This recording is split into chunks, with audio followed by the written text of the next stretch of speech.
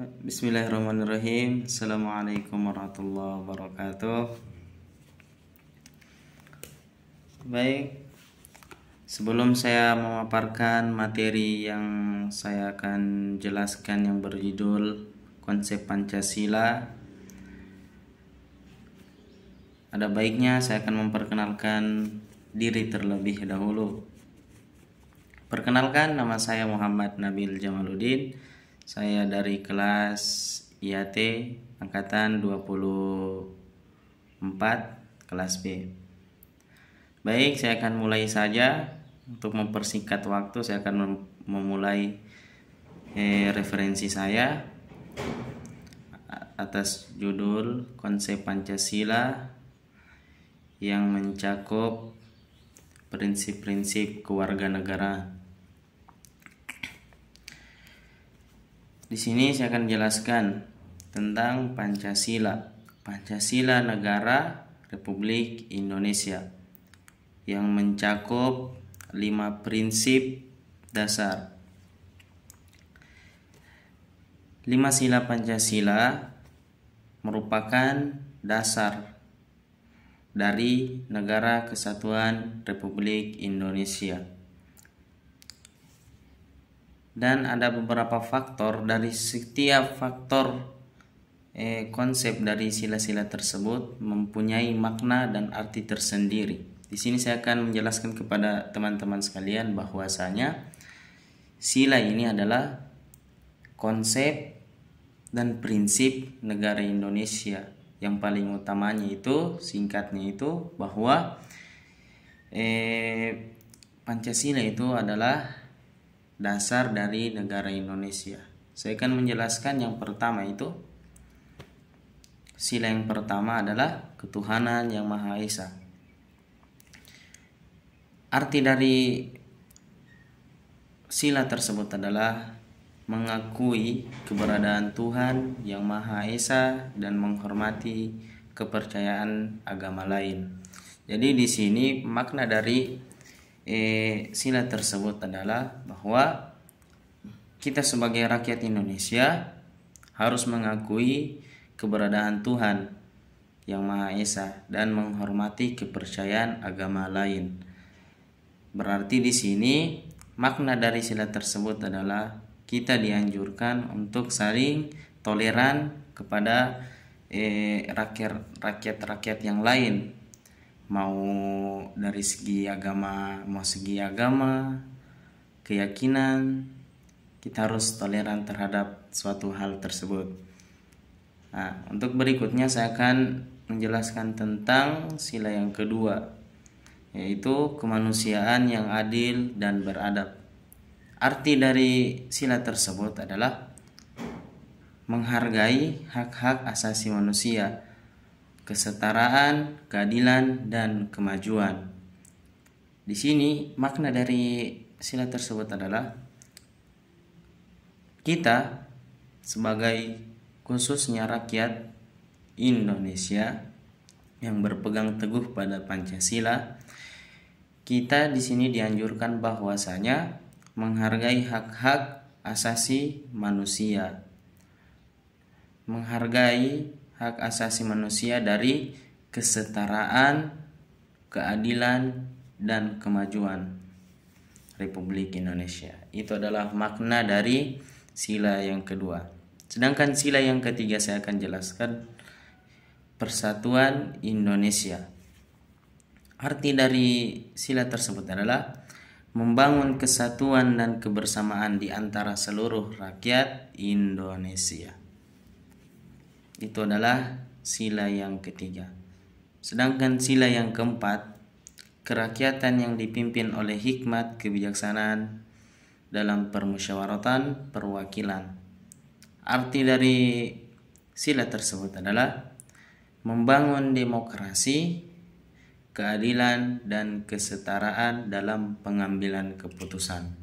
Jadi kita sebagai rakyat Indonesia itu selain kompak dalam memilih suatu hal demokrasi serta keadilan, kita harus juga saling sama-sama untuk mengambil keputusan apa dari undang-undang, apa dari segala macam hal yang ada di Republik Indonesia.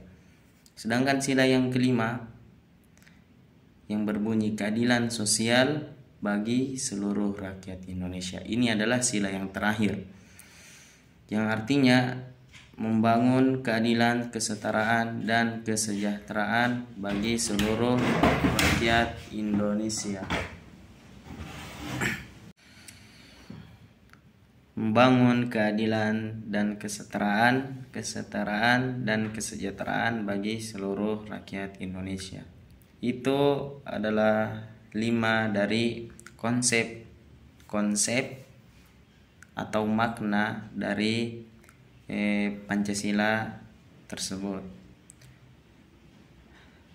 Di sini untuk berikutnya saya akan menjelaskan tentang implementasi Pancasila dalam pandangan hidup rakyat Indonesia.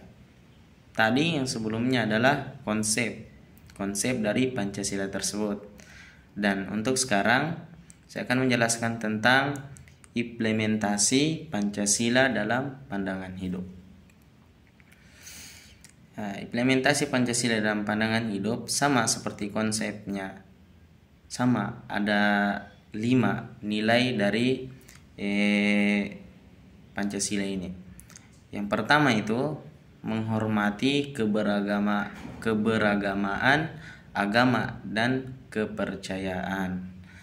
Jadi implementasinya di sini adalah yang pertama menghormati keberagaman agama dan kepercayaan.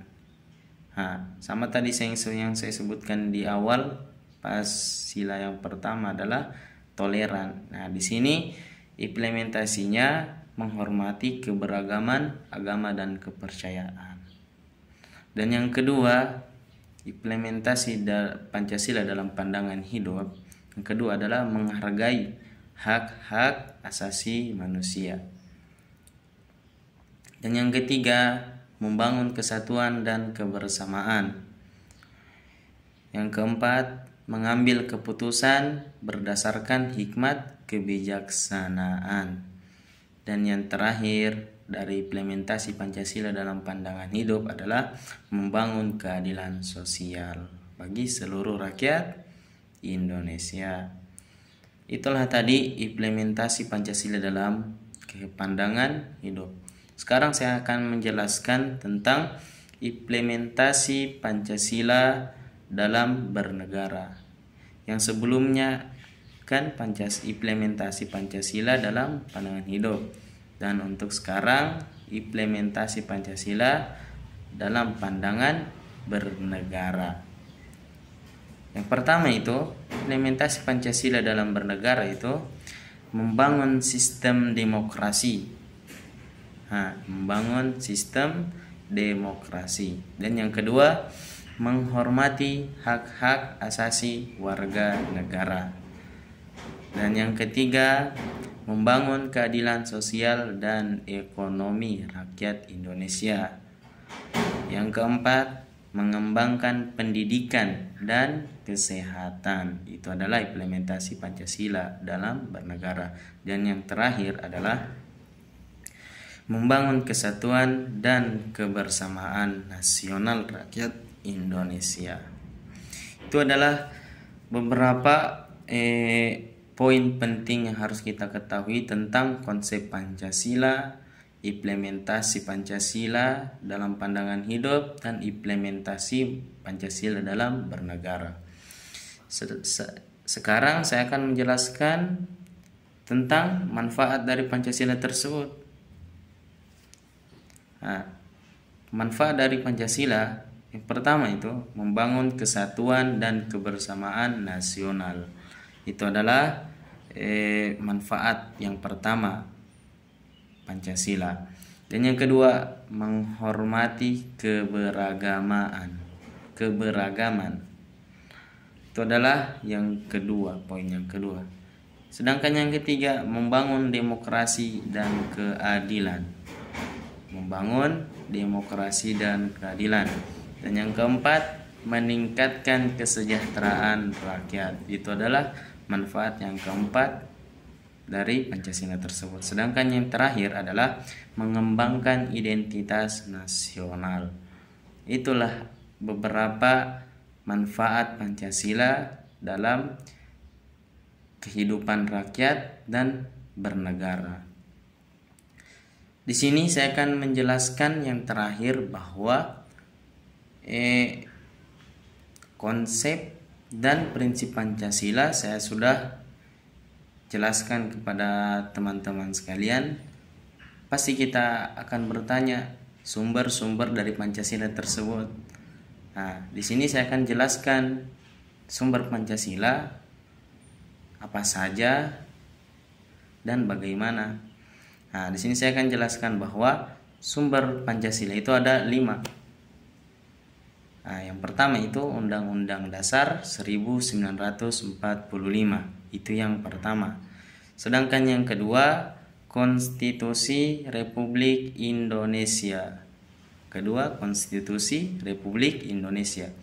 Yang ketiga, Pedoman Penghayatan dan Pengamalan Pancasila MP4.